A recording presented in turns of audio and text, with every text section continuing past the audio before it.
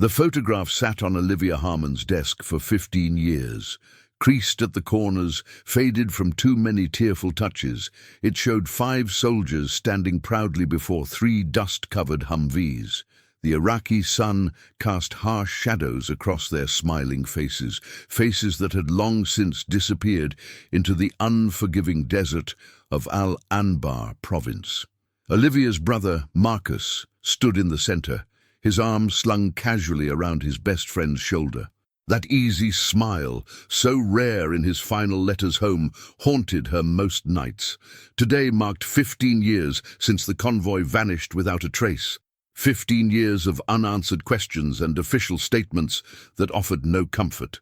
Presumed dead, they'd finally declared after 2 years of searching.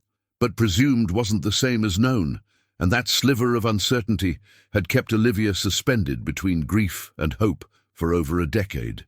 The morning light filtered through her kitchen window as she prepared her ritual cup of tea. Outside, the Maryland countryside was blanketed in early spring fog, the kind that seemed to muffle the world.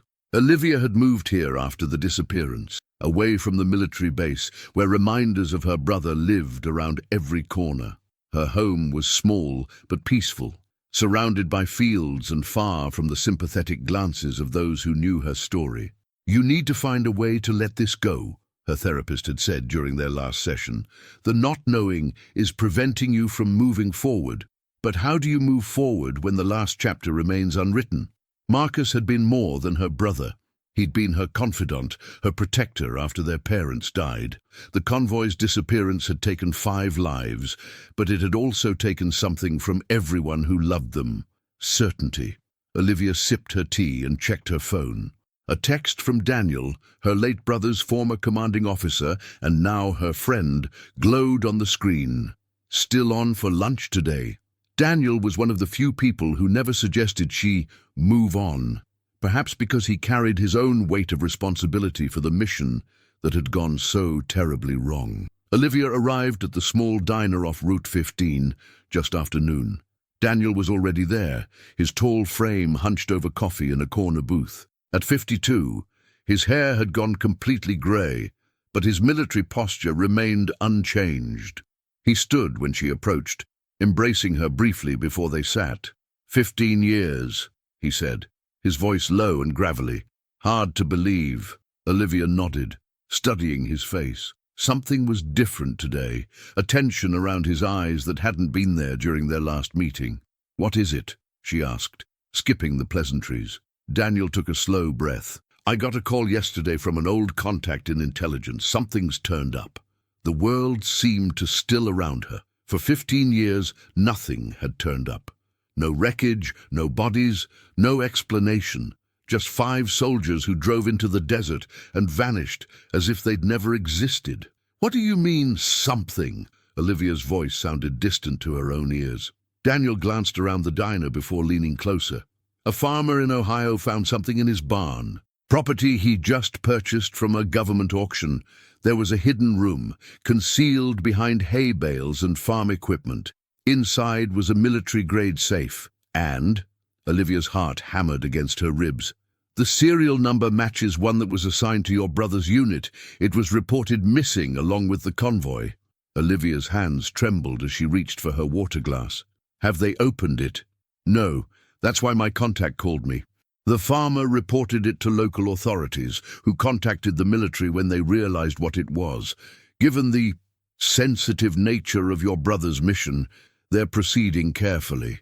The mission. The word still carried weight after all these years. Marcus had never revealed details, but she knew it involved intelligence gathering, classified information too dangerous to discuss over their infrequent calls. "I need to see it," Olivia said, the words tumbling out before she could consider their implications. Daniel hesitated. "Technically, civilians aren't allowed." "I don't care about technically. That safe belonged to my brother's unit. 5 families have waited 15 years for answers. If that safe contains anything that might explain what happened, I deserve to know." The resolve in her voice must have convinced him, because Daniel nodded slowly. "I can arrange something. But, Olivia, you need to prepare yourself. Whatever's in that safe, it might not give you the closure you're hoping for. I stopped hoping for closure a long time ago, Daniel. Now I just want the truth. As they left the diner, Olivia felt something shift inside her, a dormant determination awakening after years of helpless waiting. The photograph of 5 smiling soldiers flashed in her mind. If that safe contained even a fragment of their story, she would find it. 3 days later, Olivia found herself driving through rural Ohio, miles of farmland stretching in every direction. Daniel had arranged everything, calling in favors from his military connections. The property was isolated, 100 acres of mostly fallow fields surrounding a weathered farmhouse and large barn. As she pulled up the gravel driveway, she spotted several unmarked vehicles and men in civilian clothes who carried themselves like soldiers. Daniel emerged from the barn and walked toward her car, his expression unreadable. "They've secured the area," he said as she stepped out. "The safe hasn't been touched since it was discovered." Olivia nodded, unable to speak past the tightness in her throat.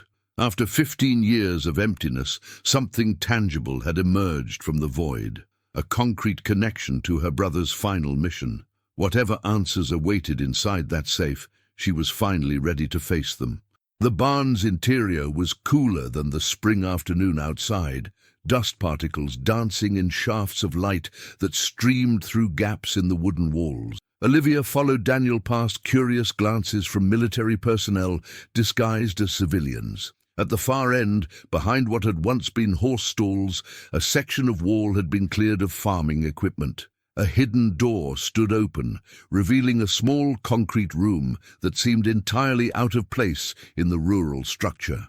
And there it sat, a military-grade safe, roughly the size of a small refrigerator, its olive-green surface scratched but unmistakably official. The sight of it sent a chill through Olivia's body. This object had traveled from the scorching deserts of Iraq to an abandoned barn in Ohio. Somehow, it had made the journey her brother never completed. "We've verified the serial number," Daniel said quietly. "It was assigned to your brother's intelligence unit. No one's touched it since the farmer discovered it 3 days ago." A man in a plain button-down shirt approached them, extending his hand to Olivia. "Ms. Harmon, I'm Agent Keller with Defense Intelligence. We understand this is a personal matter for you, but I need to be clear. The contents of this safe may still be classified." "I understand," Olivia replied, though in truth, she didn't care about classification levels or security protocols. This safe was her first tangible connection to Marcus in 15 years. Agent Keller nodded to a technician who knelt beside the safe. "We're ready to proceed with opening it. The combination would have been known only to the team members." "Then how?" Olivia began. "We have methods," Keller said simply. The technician worked methodically, attaching a small electronic device to the combination dial. The minutes stretched as the device ran through thousands of possible combinations, the soft whirring the only sound in the tense silence of the room. Olivia found herself studying the safe, searching for any mark or dent that might tell its story. How had it traveled halfway around the world? Who had brought it here, and why hide it in such an obscure location? Most importantly, what had happened to the men who were supposed to protect it? A soft click interrupted her thoughts. The technician looked up, nodding to Keller. "We're in," he said, disconnecting his device and stepping back. Daniel moved closer to Olivia, his presence steady beside her as Keller approached the safe. Time seemed to slow as he turned the handle and pulled open the heavy door. Inside were several folders stamped with security classifications, a sealed plastic case containing what looked like hard drives, and a weathered leather journal. Keller carefully removed each item, placing them on a folding table that had been set up nearby. "Standard intelligence gathering materials," he murmured, examining the folders. "Field reports, asset information." But Olivia's attention was fixed on the journal. Something about its worn edges and personal nature drew her like a magnet. "That's my brother's," she said with certainty, though she'd never seen it before. Keller hesitated, then handed it to her. "We'll need to review it eventually, but you can look at it first." With trembling hands, Olivia opened the journal, Marcus's familiar handwriting filled the pages, neat, compact letters that slanted slightly to the right. She flipped through entries documenting routine missions, intel briefings, and personal reflections. Then she found the final entry, dated 3 days before the convoy disappeared.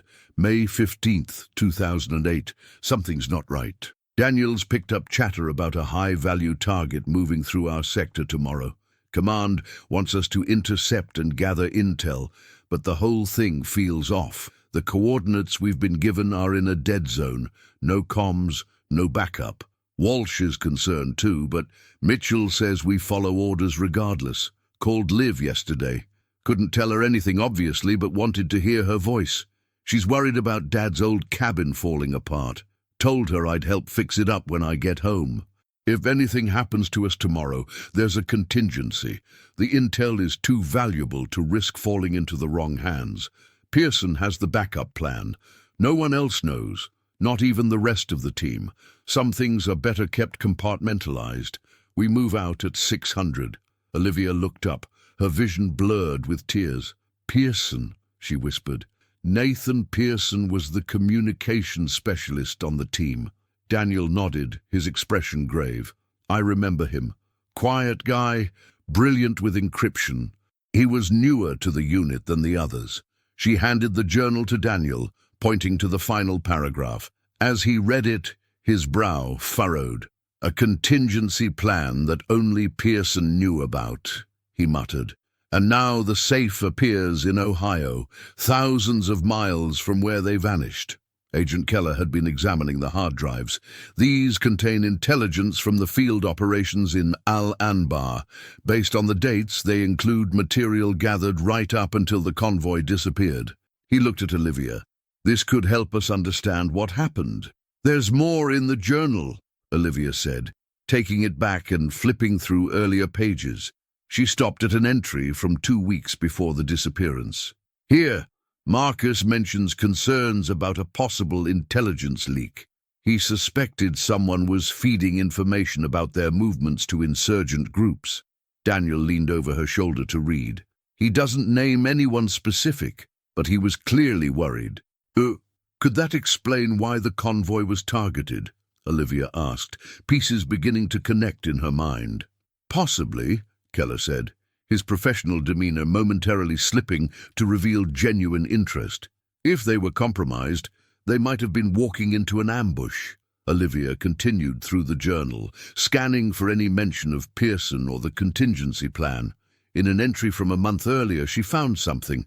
Pearson suggested a fallback protocol today. Smart thinking for a newcomer.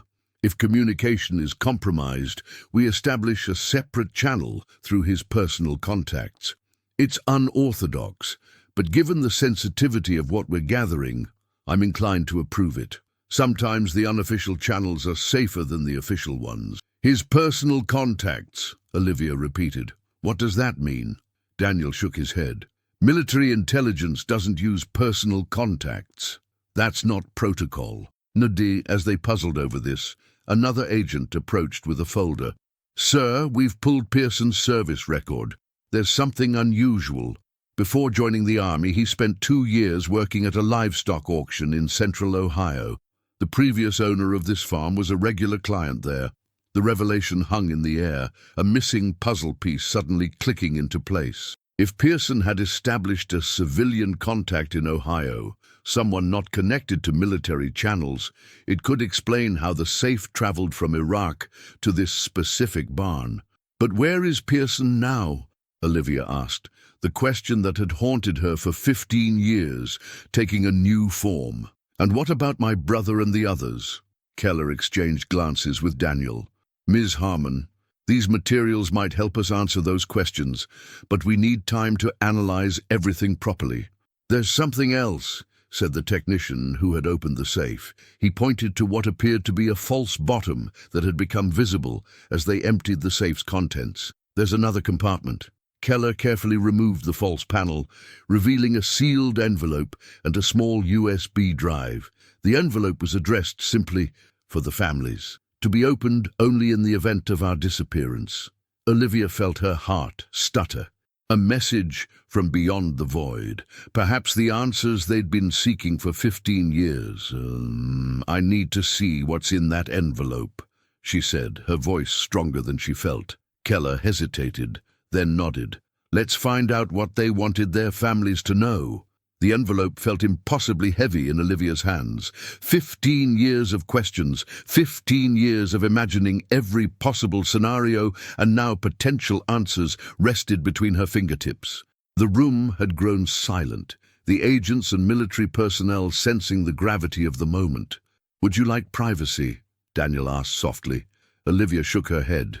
"No. Whatever's in here affects all the families. We've all lived with the same questions."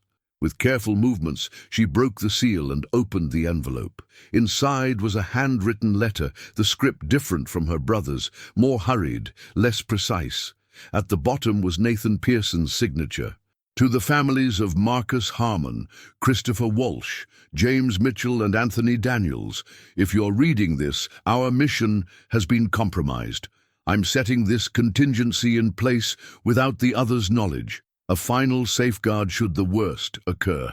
By the time you find this, I will likely have either succeeded in getting the team to safety or failed alongside them. What I'm about to share contradicts everything you've been told. Our convoy didn't simply disappear on a routine mission. We uncovered evidence of weapons sales to insurgent groups, weapons traced back to certain individuals within our own command structure. The intel on these drives proves it. We were ordered to an isolated location, ostensibly to gather intelligence on insurgent movements. Marcus suspected it was a trap designed to eliminate both us and the evidence we'd collected. I shared his suspicions and established this backup plan. The safe and its contents delivered to my former employer in Ohio, a man who wouldn't ask questions. If our convoy is ambushed as we fear, I will attempt to lead the team to a safe house operated by Allied Kurdish forces. The coordinates are encrypted on the USB drive. Whether we make it there or not, the evidence needed to expose those responsible must survive. I don't know if we'll return home, but I promise that the truth will. Nathan Pearson, Communications Specialist, 5th Intelligence Unit. Olivia looked up from the letter, her mind racing to process its implications. "They were betrayed," she whispered, "by their own command." Daniel's face had hardened into an expression she'd never seen before, part rage, part vindication. "I always knew something wasn't right about that mission. The parameters, the location, it never made sense." Agent Keller took the letter carefully, reading it for himself. His professional demeanor slipped further, revealing genuine shock. This would be an extraordinary breach. We need to authenticate this immediately." "The USB drive," Olivia said, pointing to the small device that had accompanied the letter. He mentioned coordinates to a Kurdish safe house. The technician quickly connected the drive to a secure laptop. After several moments of typing, he looked up. "It's encrypted, but I'm seeing file names that match what Pearson described. Evidence logs, transaction records, and yes, coordinates." Hope, a dangerous, fragile thing Olivia had suppressed for years, began to flicker within her. "If they made it to this safe house, they could have survived," Daniel finished, his voice tight with emotion. "We need to contact our assets in Kurdistan immediately," Keller said, already reaching for his phone. If there was a safe house operating 15 years ago, there might be records, witnesses. As the intelligence officers sprang into action around them, Olivia sank onto a nearby chair, the letter still clutched in her hand. After 15 years of official statements and dead ends, they finally had something concrete, not just about what had happened to the convoy, but why. "I'm going to make some calls," Daniel said, squeezing her shoulder gently. "There are people higher up the chain who need to see this. People I trust." Olivia nodded, barely hearing him, as he walked away. Her mind was stuck on one line from Pearson's letter. "Whether we make it there or not, the evidence needed to expose those responsible must survive." Pearson had fulfilled that promise. The evidence had survived, hidden away in an Ohio barn for years until the time was right. But had they survived too? Hours passed in a blur of activity. Military intelligence officers arrived, secure calls were made, and the contents of the safe were carefully documented and transported to a secure facility. Through it all, Olivia remained, answering questions when asked, but mostly observing as the machinery of military intelligence absorbed the shock of what they'd discovered. Just after sunset, Daniel returned to the barn, his expression both exhausted and animated. He sat beside Olivia on a hay bale just outside the hidden room. "They found records of the safe house," he said quietly. "It was operated unofficially by Kurdish allies until 2010, when regional fighting forced them to abandon it." Olivia's heart raced. "And there are entries in their logs about 5 American soldiers who arrived in May 2008, all injured but alive. They were treated and then moved to another location when their presence drew attention." The world seemed to tilt beneath her. "They survived the ambush," she whispered. "All of them?" Daniel nodded slowly. "According to the Kurdish records, yes, but Olivia—" He hesitated, clearly wrestling with how to continue. "That's where the trail goes cold again. The Kurds helped them disappear, gave them new identities. They knew they couldn't return to American forces, not when they didn't know who they could trust." The implications settled heavily between them. If her brother and his team had survived, if they had evidence of betrayal from within their command, they might have chosen to stay hidden, to disappear completely, rather than risk returning to danger. "So they could still be alive," Olivia said. "The possibility both wonderful and painful. Living under different names in different countries." "It's possible," Daniel admitted. "The intelligence community is mobilizing resources to follow this trail now that we know where to look. Keller has already dispatched teams to Kurdistan to interview anyone who might have had contact with the safe house." Agent Keller approached them, his earlier reserve replaced by determined focus. "Ms. Harmon, we're going to need your help. You know your brother better than anyone. If he was forced to disappear, to create a new life while carrying this burden of knowledge, where might he have gone? What skills or interests might have shaped his choices?" Olivia closed her eyes, picturing Marcus as she'd known him. Not the soldier in desert camouflage, but the brother who loved mountain hiking, who had studied architecture before joining the military, who spoke passable French from their childhood summers with relatives in Montreal. "He always talked about the mountains in northern Iraq," she said slowly, "how they reminded him of the Rockies, and he was good with his hands, could build or fix almost anything." She paused, a memory surfacing. In his last letter, he mentioned a village where the locals were rebuilding after sectarian violence. He said he'd helped design a water system for them. He was proud of that, using his skills to help rather than just being a soldier. Keller nodded, making notes. "That's helpful. Practical skills that would be valuable in remote regions. Anything else?" "He wouldn't have abandoned his team," she said with certainty. "Whatever happened, they would have stayed together. They were family to each other." As night fell completely, temporary lights were set up around the barn. More personnel arrived, computers were established, and a formal investigation headquarters began to take shape. Olivia watched with a strange detachment, as if observing a scene from someone else's life. Daniel returned with coffee for both of them. "They're sending a team to that village you mentioned. It's a long shot after 15 years, but it's more than we had yesterday," Olivia finished. She looked around at the activity, the purpose that had suddenly replaced 15 years of official silence and vague condolences. "What happens now? Now we follow every lead, interview every potential witness, and analyze every piece of data from that safe. The men who betrayed your brother's team may still be in positions of power.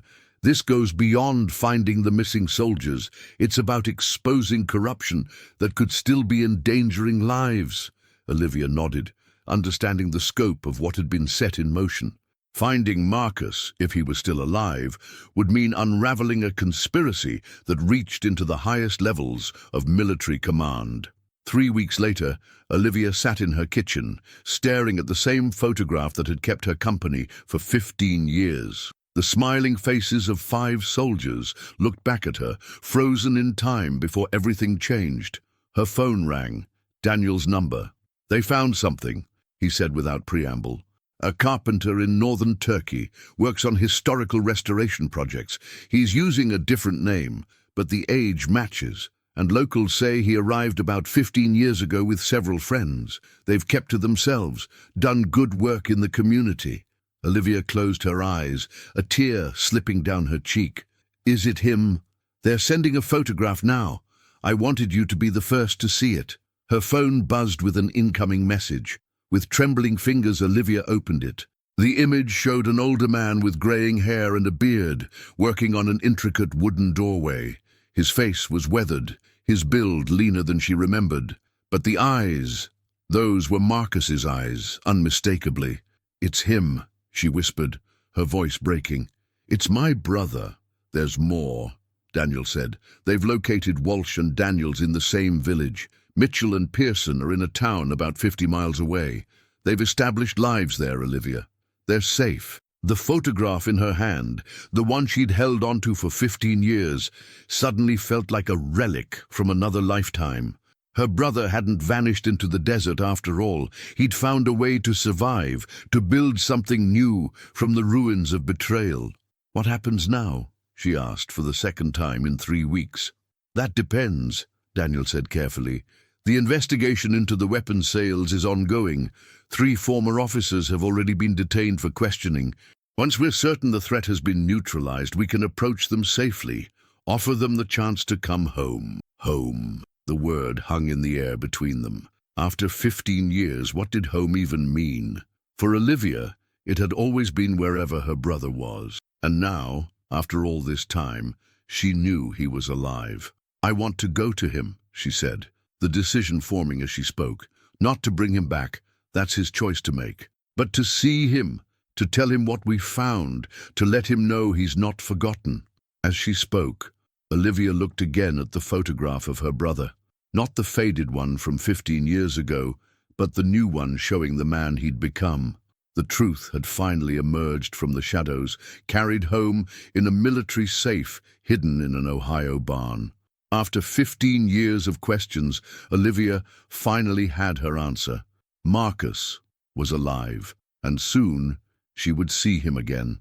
The convoy hadn't vanished after all. They had simply found a different path home. If you found this story meaningful, please hit the like button and subscribe to our channel for more compelling narratives like this one. You'll see another video appearing on your screen right now that I think you'll enjoy just as much. Thank you for staying with me through this journey of discovery and resilience. Remember, sometimes the truth waits patiently for years, but eventually it always finds its way home.